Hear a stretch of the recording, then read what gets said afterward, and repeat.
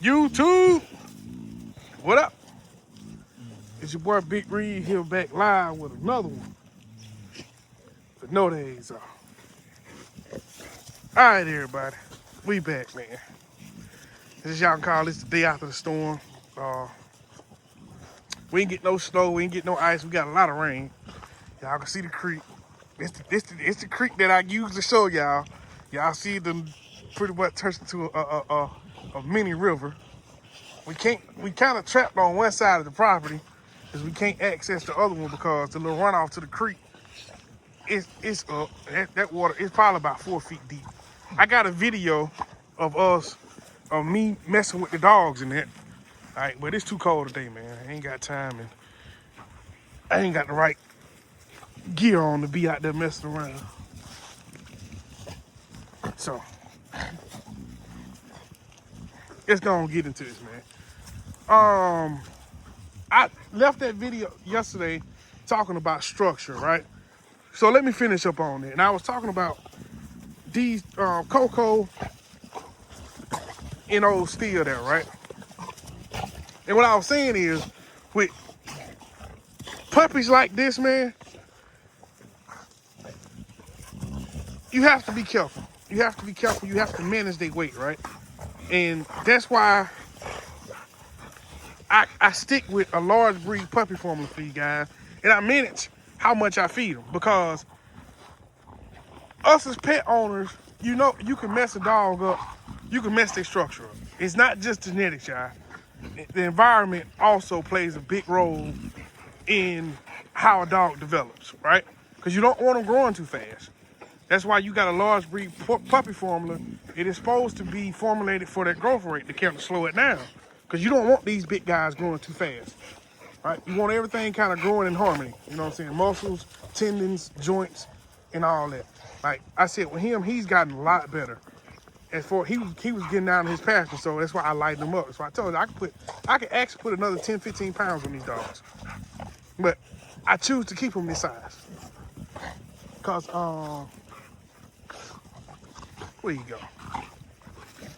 And he playing with Coco there. Coco got a soft top line. That's another thing. That's muscle development. And it's normal for dogs this size at that age. It's a muscle thing. But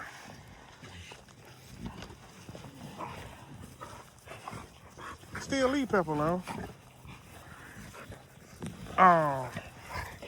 Okay, so let's go and get into this, man. Let's talk about selling these dogs, right? And how people, what sells these dogs? The American Bully is a hype breed, man. Regardless of who wants to admit it and who don't want to admit it, this is the hype breed. This breed is kind of close to a designer breed if you want to take it that far, right? Okay, so yes, these dogs can make you a lot of money, but you have to have something on the market that don't nobody else have, right? You have to be. Hey, stop!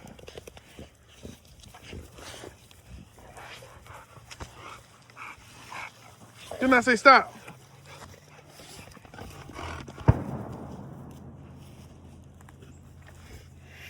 Now y'all scared.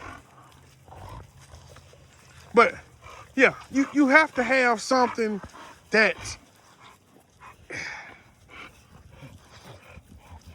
quote unquote is rare, right? And that's what I mean about you got to put the work in, man, as far as marketing your product, right? And then most of the time it's a stud. A stud can pretty much make you rich overnight, man. Honestly. The females are very important to the camp, but the right stud can pretty much, I'm talking about, like, change your life. And pictures. Pictures are very important. I see people just take a regular picture of the dog and put the dog up there. Most of the time, you can look at a lot of these dogs from the front and you mess around and you see them in person and catch them from the side, they look like slop. But that front, they selling a lot of puppies though, and you scratching your head like, how in the hell? Because a lot of people want a certain shot, that front stat is what pretty much sells these dogs, right? You have a lot of people, they don't care nothing about no top line, they don't care nothing about no rear angulation, none of that. If he got good bone, a nice head, and a good spread in the front, he gonna sell some pups. So, and that's the thing, that it's that wow factor, that eye-catching, boom, like, yeah.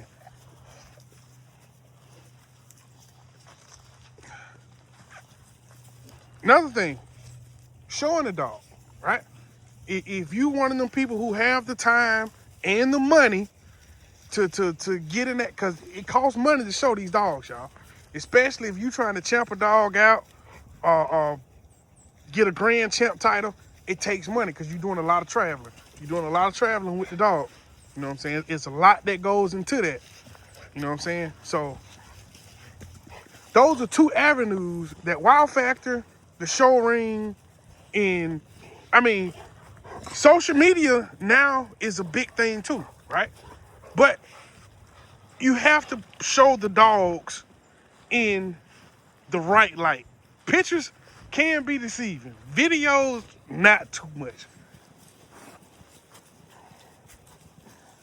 But the thing about it is, a lot of it is getting out here putting hands on these dogs, man. Putting hands on these dogs. Like, how could I? Okay, just like with the exotics, right? Y'all know when the exotic came along. Yeah, a lot of them dogs are messed up. But they sparked a lot of interest just because they was different. You know what I'm saying? It was crazy. I mean, the amount of money that people was paying for quote unquote health problems. And but that's what I mean about that wow factor. You know what I'm saying? It's all about, okay, can you corner the market at the right time? You know what I'm saying? Now the OGs in the games, I mean, um, like the razor edge blood, y'all know, correct. I mean, if you want to correct the dog, find you some razor edge blood. All right, y'all know, with the red line dogs, back in the day, you know what I'm saying? I know Troy got a lot of heat for the structure on his dogs as far as like the easty-westy thing, but they was impressive. To see one of them dogs, they was impressive. Um, Hell, look what the Hulk did for Marlon. Just from that size thing. He just it was a big ass dog. You know what I'm saying? Um, Bossy. Bossy cornered the market with the flash, the colors. You know what I'm saying? The tries, the merles, the lilac tries, the chocolate. I mean, that's what she cornered the market with. Now, I ain't gonna get too deep in that, you know what I'm saying? It's just get in where you fit in, man. You have to have something that's eye-catching. Something that people, if they see that dog, they put hands on that dog, they gonna remember that dog. And I'm gonna leave it at that, man. It's getting cold out here. Cause I'm freezing. My hands cold. I still gotta feed dogs. I'm gonna let y'all see these two knuckleheads running to each other, and we gonna get out of here.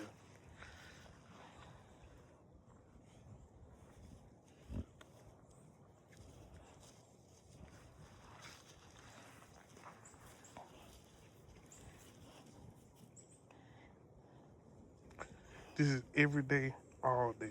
As long as they out, they do this.